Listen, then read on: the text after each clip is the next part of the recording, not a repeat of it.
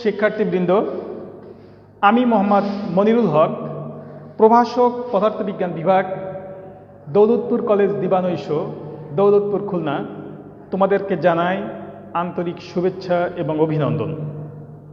বিশ্বব্যাপী করোনা পরিস্থিতির কারণে স্বাভাবিক শিক্ষা কার্যক্রম পরিচালনা করতে না পারায় শিক্ষার্থীদের উপকারের জন্য শিক্ষা মন্ত্রণালয়ের নির্দেশে স্বাস্থ্যবিধি মেনে অধ্যক্ষ মহোদয়ের সার্বিক তত্ত্বাবধানে অনলাইন ক্লাসের ব্যবস্থা করা হয়েছে। তারই ধারাবাহিকতায় আজকে আমাদের এই আয়োজন। আজকে আমার আলোচনার বিষয় পদার্থবিজ্ঞান বিষয়ের একাদশ শ্রেণীর ভেক্টর অধ্যায়, এবং আমি এই ভেক্টর অধ্যায় থেকে আজকে আলোচনা করব সামন্তরিকের সূত্র। আমি গতদিন একটি ক্লাস নিয়েছিলাম, সেখানে আমি চেষ্টা করেছিলাম ভেক্টরের যোগের সূত্র দেখানোর জন্য। এই যোগের সূত্রেরই একটি অংশ সামন্তরিকের সূত্র। এই সামন্তরিকের সূত্র নিয়ে আমি আজকে বিস্তারিত আলোচনা করব। এই সামন্তরিকের সূত্র পদার্থবিজ্ঞানে একটি অত্যন্ত গুরুত্বপূর্ণ সূত্র, এবং এই পদার্থবিজ্ঞানের অনেক জায়গায় এর ব্যবহার আছে। এই সামন্তরিকের সূত্র আলোচনার শুরুতে আমি একটু গল্প বলব। গল্পটি এরকম: ধরি আমার কলেজের সামনে থেকে একজন বয়স্ক লোক, একজন ষাটোর্ধ্ব লোক একটি ভ্যানে করে কিছু মালামাল নিয়ে খুলনার দিকে যাচ্ছে। ধরি সে যে ভ্যানে যাচ্ছে ওই ভ্যানে সে 50 নিউটন বল প্রয়োগ করছে, কিন্তু এই 50 নিউটন বল প্রয়োগ করার জন্য তার যথেষ্ট পরিমাণে কষ্ট হচ্ছে। এই কষ্টটা কিছুটা লাঘব করার জন্য, এই কষ্টটা কিছু উপশম করার জন্য আমাদেরই কলেজের একজন ছাত্র, মেধাবী ছাত্র, মানবিক ছাত্র সিদ্ধান্ত নিল তার পেছন থেকে সে একটি বল প্রয়োগ করবে। তাহলে আমি একটু বোর্ডে যাই। এই সেই রিকশাওয়ালা, ভ্যানওয়ালা, এই ভ্যানওয়ালা এই বরাবর 50 নিউটন বল প্রয়োগ করছে, এবং এটাকে আমরা ও এ দ্বারা প্রকাশ করলাম, এবং এই ভেক্টরটিকে আমরা পি দ্বারা প্রকাশ করলাম। এখন ওই যে ছাত্রটি ভ্যানের পেছনে ধাক্কা দিচ্ছিল, সে ওই রিকশা ভ্যানওয়ালা যেদিকে বল প্রয়োগ করছিল তার সাথে ধরি 60 ডিগ্রি কোণে একটা বল প্রয়োগ করলো, এবং সেই বলটা ছিল, আমি সাপোজ ধরি 20 নিউটন। তাহলে এই যে 20 নিউটন বলে প্রয়োগ করলো সে, তাহলে আমার এখন প্রশ্ন হলো তোমাদের কাছে, এই ভ্যানটি এখন কত নিউটন বলে চলবে? 50 নিউটন বলে চলবে নাকি 20 নিউটন বলে চলবে? আসলে এই প্রশ্নটার উত্তর হবে, এটি 50 নিউটন বলেও চলবে না, এটি 20 নিউটন বলেও চলবে না, এটি চলবে এই দুটি বলের লব্ধি বরাবর। আমি একটু অন্য প্রসঙ্গে চলে যাই। অনেক হয়তো ভাবছো, একজন ভ্যানওয়ালা যাচ্ছে, আমি কেন একজন ছাত্র কেন তাকে পেছন দিক থেকে ঠেলা দিতে যাবে?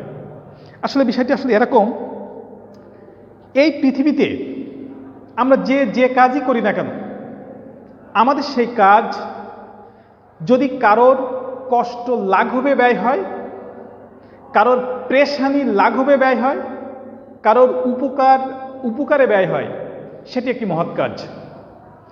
আর আমরা যে কাজই করি না কেন, সেই কাজটি যদি মানুষের কষ্টের কারণ হয়, সেই কাজটি যদি মানুষের প্রেশানির কারণ হয়, তাহলে সেটি নিন্দিত কাজ, সেটি খারাপ কাজ।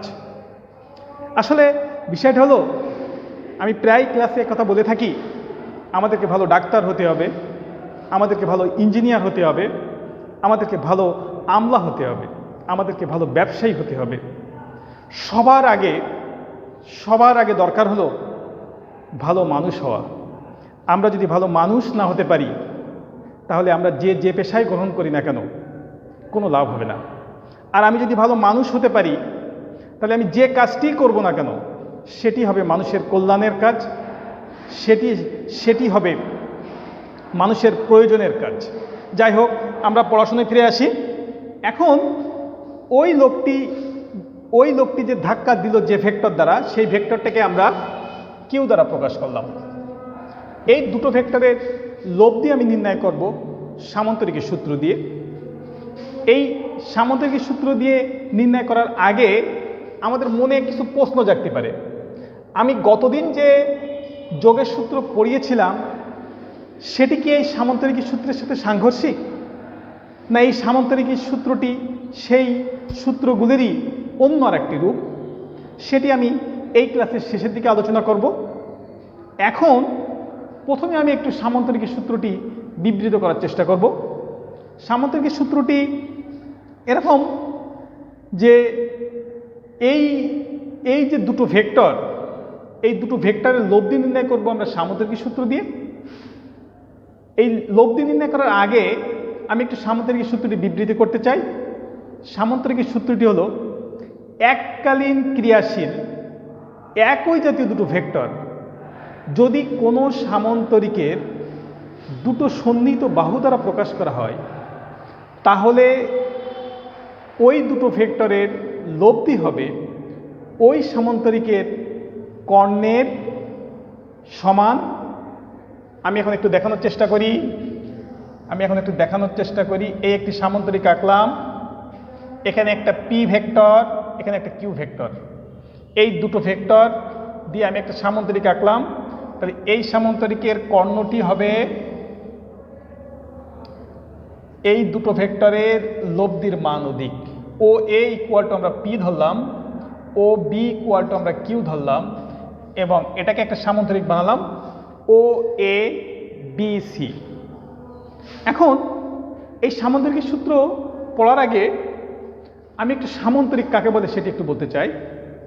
সামান্তরিক হলো যে চতুর্ভুজের বিপরীত বাহু সমান এবং সমান্তরাল। এখন এই সামান্তরিকের যে কোনো দুটো সন্নিহিত বাহু অর্থ হলো পাশাপাশি দুটো বাহু।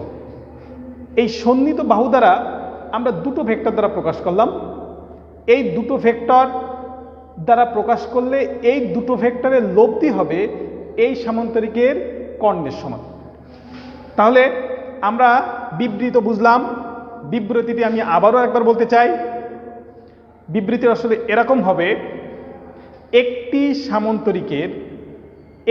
সামান্তরিকের দুটি সন্নিহিত বাহু দ্বারা যদি এককালীন ক্রিয়াশীল একই জাতীয় দুটো ভেক্টর দ্বারা প্রকাশ করা হয়, তাহলে ওই সামান্তরিকের কর্ণই হবে ওই দুটো ভেক্টরের লব্ধির মান অধিক।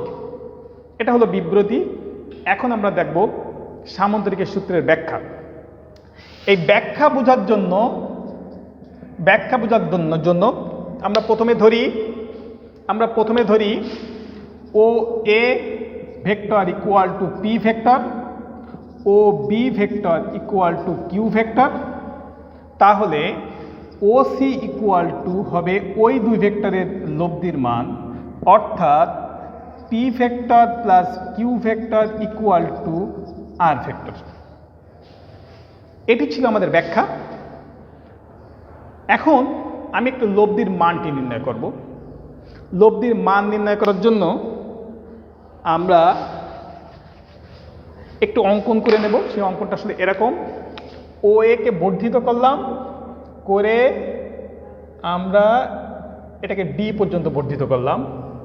দুটো ভেক্টর তারা যে কোনো ক্রিয়া করছে সেটিকে আমরা ধরলাম আলফা, এবং লব্ধি আনুভূমিকের সাথে যে কোনো উৎপন্ন করছে সেটিকে আমরা ধরলাম থিটা।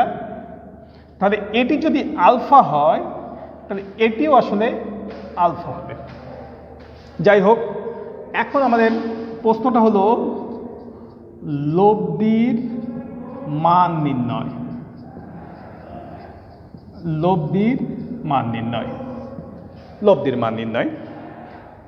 মান নির্ণয় করার জন্য আমরা ও এ কে এডি পর্যন্ত বর্ধিত করলাম এবং এডির উপরে সিডি লম্ব টানলাম।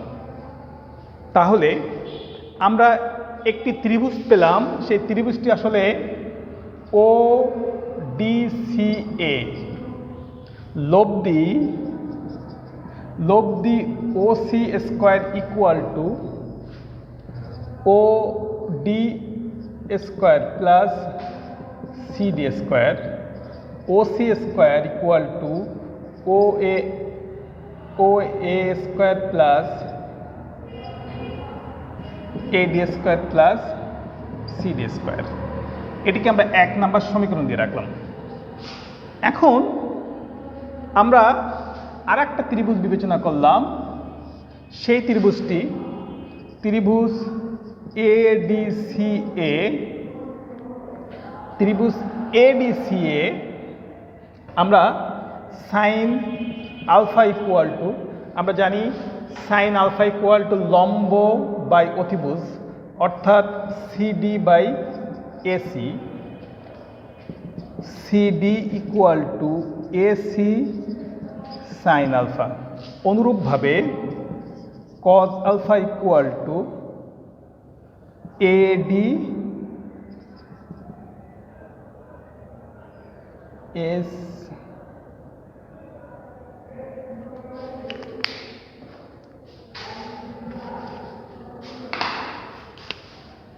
এডি equal to AC cos alpha.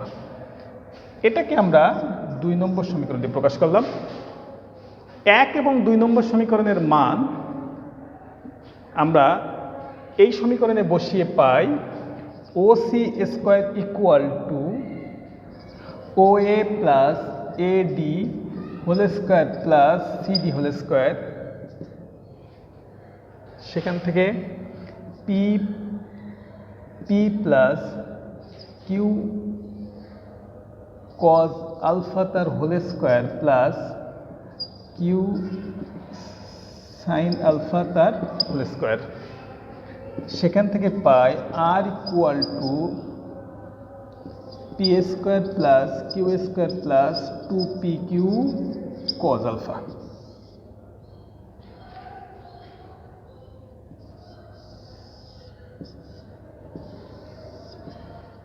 আমরা লব্ধির যে সূত্রটা পেলাম সেটা আমি আবার একটু লিখতে চাই। R equal to P square plus Q square plus 2p Q cos alpha. এটি ভেক্টরের একটি অতি গুরুত্বপূর্ণ সূত্র।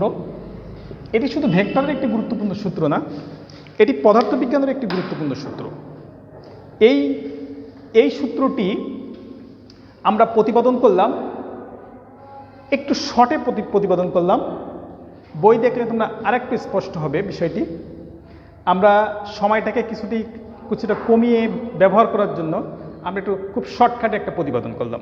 এখন আমি নির্ণয় করব লব্ধির মান। লব্ধির মান নির্ণয় করার জন্য আমরা আবার একটু আসি ত্রিভুজ ওডিসিএ। ত্রিভুজ ODCA tan theta equal to লম্ব বাই ভূমি ওডি। সেখান থেকে tan theta equal to Q sine alpha plus P plus Q cos alpha. আমরা এটাকে শেষ করলাম। এটাকে আমরা আবার দুটো সূত্র দ্বারা এটাকে 3 নম্বর সমীকরণ দিলাম এবং এটাকে 4 নম্বর সমীকরণ দিলাম। এই 3 নম্বর এবং 4 নম্বর সমীকরণ দুটো অত্যন্ত গুরুত্বপূর্ণ সমীকরণ। এই সমীকরণ দুটোর অনেক ব্যবহার। এই সূত্রটি পড়ার সময় আমাদেরকে সবসময় মনে রাখতে হবে, এই পি ফ্যাক্টরটিকে সবসময় আমরা আনুভূমিক বরাবর বিবেচনা করব আমাদের অঙ্ক করার সময় বা যে কোনো প্রয়োগ করার সময়। কারণ আমি এখন এখানে যে প্রতিপাদনটি করেছি সেই প্রতিপাদনে আমরা পি ফ্যাক্টরকে আনুভূমিক হিসাবে বিবেচনা করেছি এবং কিউ ফ্যাক্টরকে উলম্ব বরাবর বিবেচনা করেছি এবং এই দুটো ভেক্টরের মধ্যবর্তী কোণ সকল সময় আলফা হবে এবং থিটা হবে লব্ধির আনুভূমিকের সাথে কোণ। থিটাকে কখনো ভুলবশত আমরা উলম্বের সাথে কোণ বিবেচনা করতে পারবো না, তাদের টোটাল সূত্রগুলো উল্টে যাবে। থিটা হবে এই ক্ষেত্রে সকল সময় লব্ধির আনুভূমিকের সাথে কোণ। এটি ছিল আমাদের সূত্রের প্রতিপাদন। আমরা এই সূত্রের প্রয়োগ দেখব। এখন এই প্রয়োগ দেখার আগে আমরা একটু এই সূত্রটির আরও কিছু ব্যবহার দেখে নিই। প্রথম যে ব্যবহারটি সেটি হলো লব্ধির সর্বোচ্চ এবং সর্বনিম্ন মান।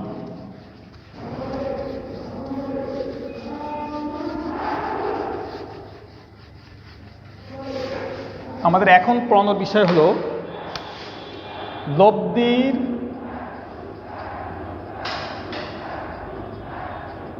সর্বোচ্চ মান। লব্ধির সর্বোচ্চ মান পড়ানোর সময় আমি একটু লব্ধির কি পেলাম, R equal to P square plus Q square plus 2p Q cos alpha, root দিলাম। এই সমীকরণ থেকে আমরা দেখতে পাই পি এবং কিউর মান যদি অপরিবর্তিত থাকে তাহলে আলফার মানের কি পরিবর্তনের লব্ধির সর্বোচ্চ মান হবে। আমরা ত্রিকোণমিতির সূত্র থেকে জানি কজ আলফার সর্বোচ্চ মান plus 1। Alpha equal to 180 degree হলে cos alpha equal to plus 1 হবে। তখন আর ইকুয়াল টু হবে P square plus Q square plus 2p Q cos 180 degree. That's mean P plus Q তার হোল স্কোয়ার তার root, that's mean R equal to P plus Q. অনুরূপভাবে R minimum equal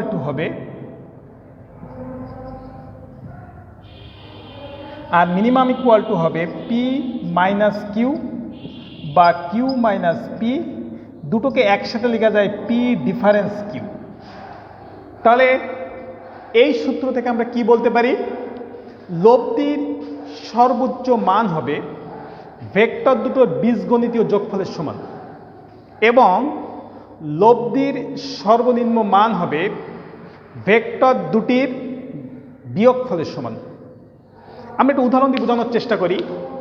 দুটো vector, একটা যদি 50 Newton হয় আরেকটি যদি 20 Newton হয়, তাহলে এই দুটো ভেক্টরকে যদি আমি লব্ধি নির্ণয় করি তাহলে আলফার পরিবর্তনে এই দুটো ভেক্টরের সর্বোচ্চ মান হতে পারে 70 নিউটন এবং সর্বনিম্ন মান হতে পারে 50 মাইনাস 20 ইকুয়াল টু 30 নিউটন। এটি ছিল লব্ধির সর্বোচ্চ মান এবং লব্ধির সর্বনিম্ন মান।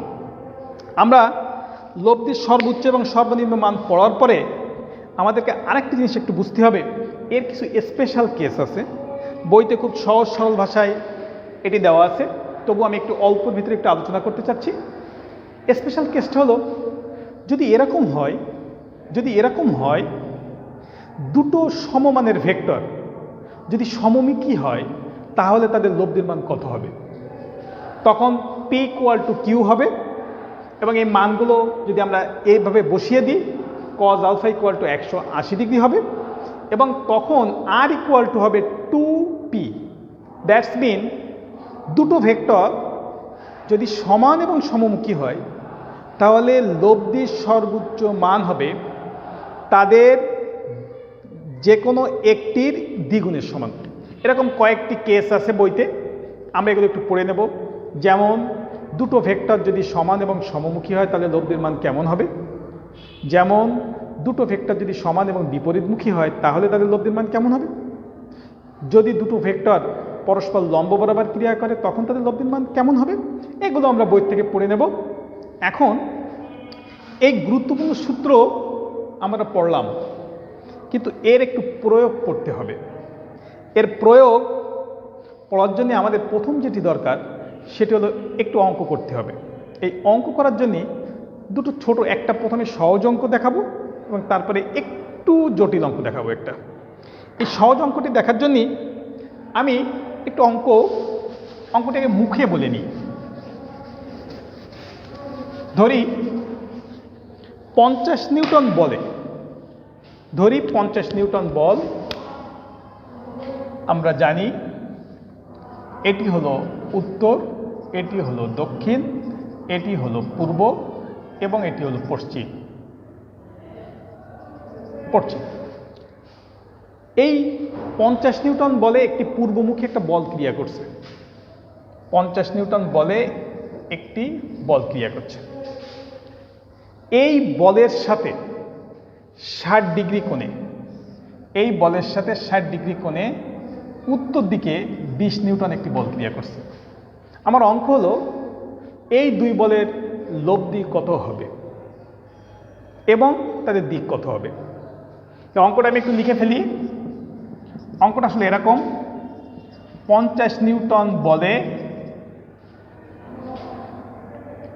নিউটন বলে পূর্ব দিকে একটি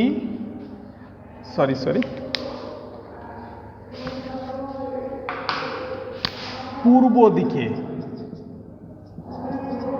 50 নিউটন বল ক্রিয়া করছে।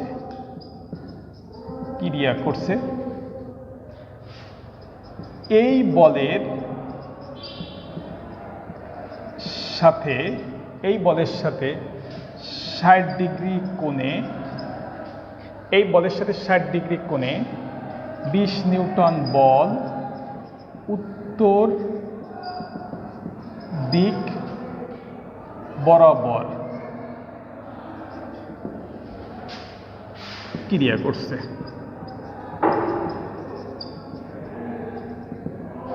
লব্ধি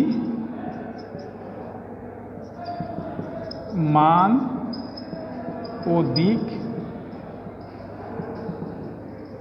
নির্ণয় করো। আমরা অঙ্কটা একটু আরেকবার একটু বুঝে নিই। পূর্ব দিক 50 নিউটন বল ক্রিয়া করছে, এই বলের সাথে 60 ডিগ্রি কোণে 20 নিউটন বল উত্তর দিক বরাবর ক্রিয়া করছে। লব্ধির মান ও দিক নির্ণয় করো। এটি একটি অত্যন্ত সহজ অঙ্ক। আমরা অঙ্কটা একটু দেখানোর চেষ্টা করি। সমাধানটি আসলে এরকম। সমাধানটি করার আগে আমাদের প্রথমে যে কাজটি করতে হবে, লব্ধির মান নির্ণয় করতে হবে। এই লব্ধির মান নির্ণয় করার জন্য আগে আমাদের লব্ধির সূত্রটা জানতে হবে। যে সূত্রটি আমি একটু আগে পড়লাম, সেই সূত্রটা আসলে আমরা লিখতে পারি, আমরা জানি R equal to P square plus Q square plus 2pq cos alpha, তার রুট ওভার দিলাম। তারপর এখানে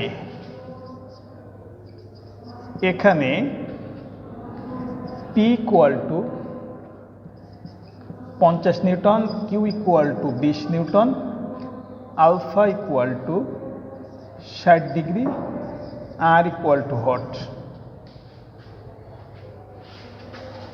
অতএব R equal to 50 square plus 20 square plus 2 into 50 into 20 into cos 60 degree, তার একটা রুট। 2500 প্লাস 400 প্লাস 5 দুগুণে 10, 10 দুগুণে 20 ইন্টু 0.5, দ্যাটস মিন হবে হলো 3900, সাথে রুট। এটি হবে বলের মান, এত নিউটন। আমরা এটাকে ক্যালকুলেশন করলে এটি পাবো আর কি। এটি সম্ভবত 62 হবে, 62 পয়েন্ট সামথিং হবে নিউটন। এটি হবে লব্ধির মান। অঙ্কের একটি অংশ হয়ে গেল। এরকম একটা অঙ্ক আমাদের পরীক্ষায় এটা গ দাগে পড়ে। এই গ দাগে পড়ার জন্য আমরা অঙ্কটা সমাধান করলাম। অঙ্কটা সমাধানে করার সময় আমরা একটা দেখছি, প্রথমে আমরা একটা সূত্র লিখেছি। এই সূত্রটি যদি কেউ পরীক্ষার হলে লিখতে পারে, তাহলে একজন পরীক্ষক তিনি মনে করে নেন এই প্রশ্নের জ্ঞান সেটি তার আছে। যদি সে এই প্রশ্নটি থেকে এই তথ্য উপাত্তগুলো বের করতে পারে, তখন তাকে ধরে নেওয়া হয় তার অনুধাবন আছে, এবং সেখান থেকে সে যদি ক্যালকুলেশন করে উত্তর পর্যন্ত যেতে পারে, তাহলে ধরে নেয় তার এই সূত্রটি প্রয়োগ করার ক্ষমতা আছে। অর্থাৎ এইটুক যদি কোনো ছাত্র পারে তবে সে 1 নাম্বার পাবে। যদি এখান থেকে শুরু করে এই পর্যন্ত পারে তাহলে সে 2 নম্বর পাবে, এবং এখান থেকে শুরু করে এই পর্যন্ত যদি একক সহ সে বের করতে পারে তাহলে সে 3 নম্বর পাবে। সাথে আমরা একটু প্রশ্নের প্যাটার্নটিও তোমাদেরকে বুঝিয়ে দিলাম। এখন আমরা লব্ধির দিকও নির্ণয় করতে পারবো। লব্ধির দিক নির্ণয় করার জন্য আমরা tan θ equal to Q sine alpha P plus Q cos alpha, সেখান থেকে tan theta equal to 20 sine 60 degree 50 plus 20 cos 60 degree. এটাকে ক্যালকুলেশন করলে থিটা ইকুয়াল টু আসবে ট্যান থিটা ইনভার্স 20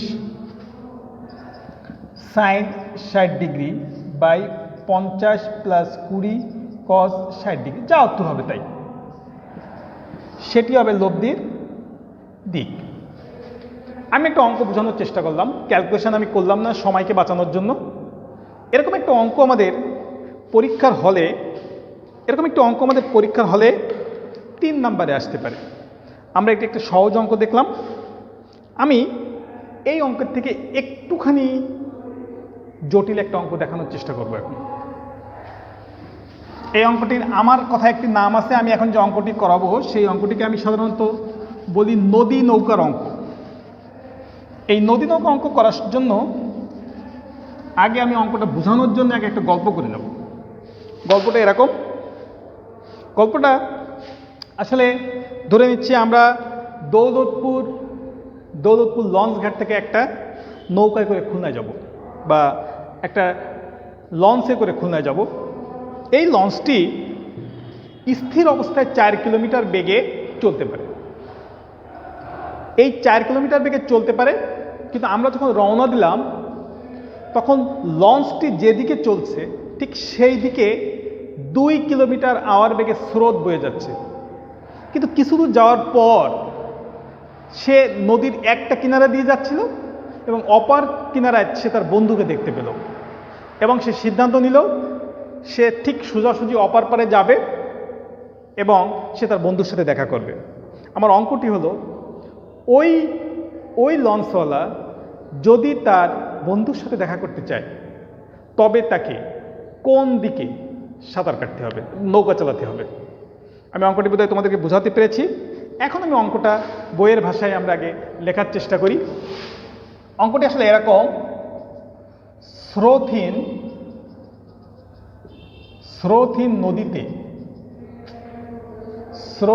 নদীতে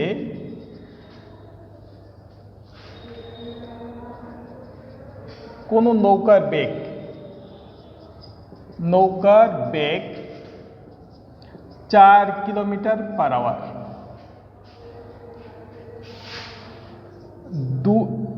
2 কিলোমিটার পার আওয়ার বেগে প্রবাহিত নদীতে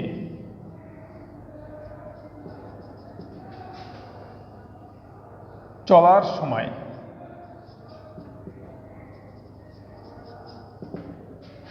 সে যদি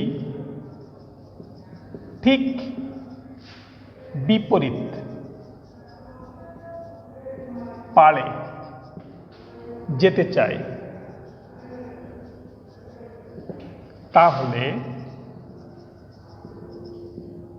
কোন দিকে নৌকা চালাতে হবে?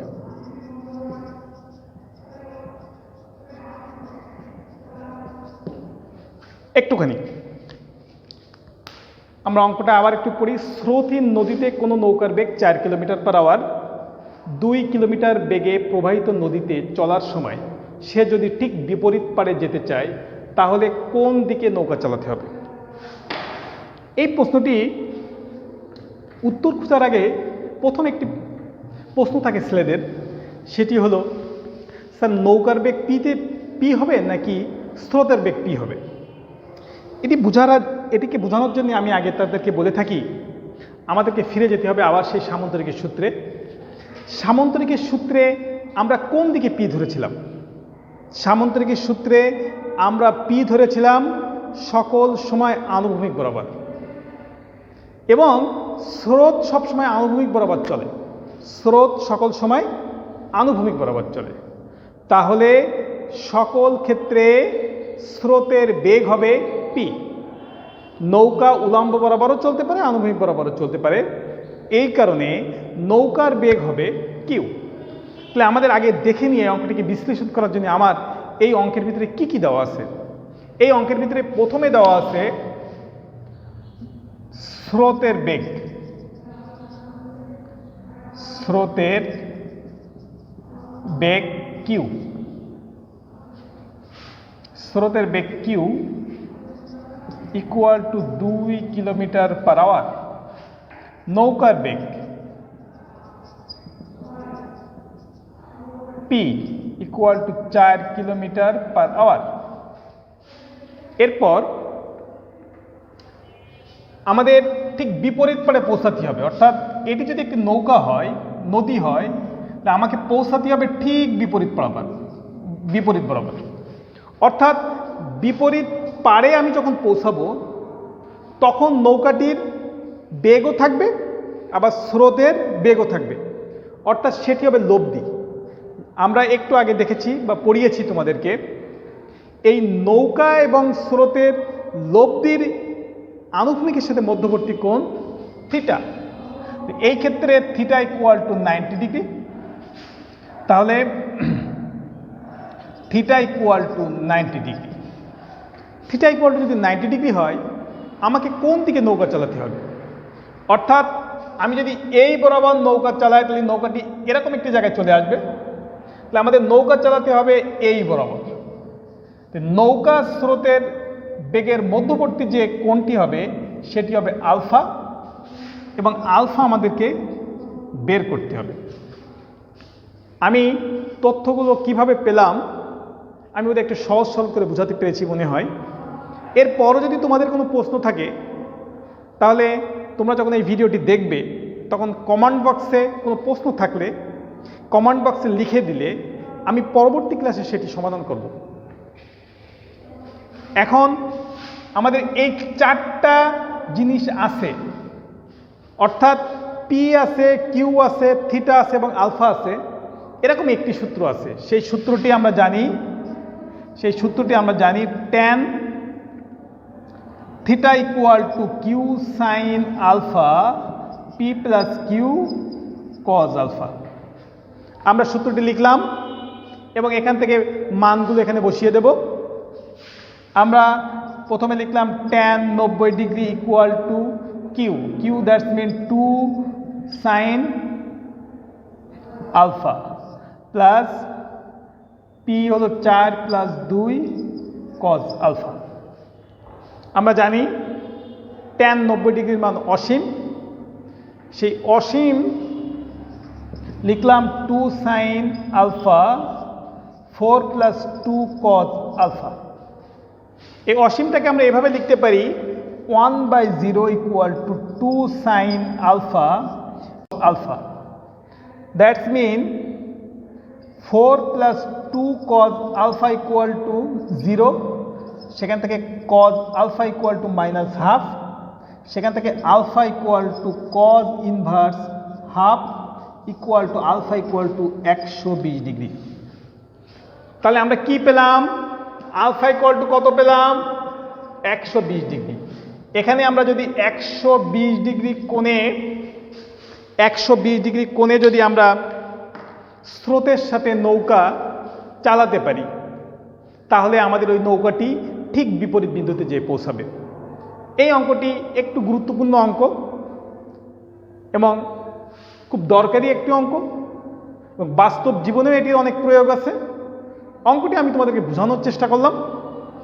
অঙ্কটি আমাদের বাজারে যত প্রকারের বই আছে সব বইতেই এই ধরনের অঙ্ক আছে। আমি একটি অঙ্ক করালাম, এরকম আরও কিছু অঙ্ক তোমরা যদি বই থেকে প্র্যাকটিস করো তাহলে এই ধরনের অঙ্ক তোমরা আয়ত্ত করতে পারবে এবং সেই অঙ্ক তোমরা পরীক্ষার খাতায় করে আসতে পারবে, এমনকি তোমাদের বাস্তব জীবনেও সেটিকে প্রয়োগ করতে পারবে। আমরা এই অঙ্ক সম্পর্কে যদি তোমাদের কোনো প্রশ্ন থাকে, এই ভিডিওটি তোমরা যখন দেখবে কমেন্ট বক্সে কোনো প্রশ্ন করলে পরবর্তী ক্লাসে আমি সেটি উত্তর দেব। আমি এই ভেক্টর চ্যাপ্টারটি সামন্তরিকের সূত্র আজকে পড়ালাম, তবে সামন্তরিকের সূত্রের আজকে শুধু প্রতিপাদন করলাম এবং অঙ্ক করলাম। আগামী ক্লাসে আমি তোমাদের এই সামন্তরিক সংশ্লিষ্ট আরও কিছু প্রশ্নের সমাধান দেব। এবং আরও কিছু জটিল বিষয় নিয়ে আলোচনা করব এবং এখান থেকে আমাদের এইচএসসি পরীক্ষায় কোন ধরনের সৃজনশীল প্রশ্ন আসে সেটি নিয়ে আগামী ক্লাসে আলোচনা করব এবং আমার ক্লাসে আমি ধারাবাহিকভাবে এই ভেক্টর অধ্যায়টি শেষ করে যাব এবং এই ভেক্টর অধ্যায়টি আমার ক্লাস অনলাইন ক্লাসটি মনোযোগ সহকারে শুনবে এবং সেই মোতাবেক বাসায় যদি পড়াশুনো করো তাহলে বাসায় বসেই এরকম একটি গুরুত্বপূর্ণ চ্যাপ্টার তোমরা পড়ে আয়ত্ত করতে পারবে। এইটুকু ছিল আজকে আমাদের ক্লাস। আমার এই ক্লাস আজকে সকলে শোনার জন্য তোমাদেরকে আন্তরিক ধন্যবাদ এবং এই ক্লাসের যারা আয়োজন করেছে আমাদের কলেজ কর্তৃপক্ষ এবং ক্যামেরায় ছিল অত্র কলেজের LMSS রাসেল মোল্লা, তাকেও আন্তরিকভাবে ধন্যবাদ জানিয়ে আমি আজকের ক্লাস এখানে শেষ করছি। ধন্যবাদ সবাইকে।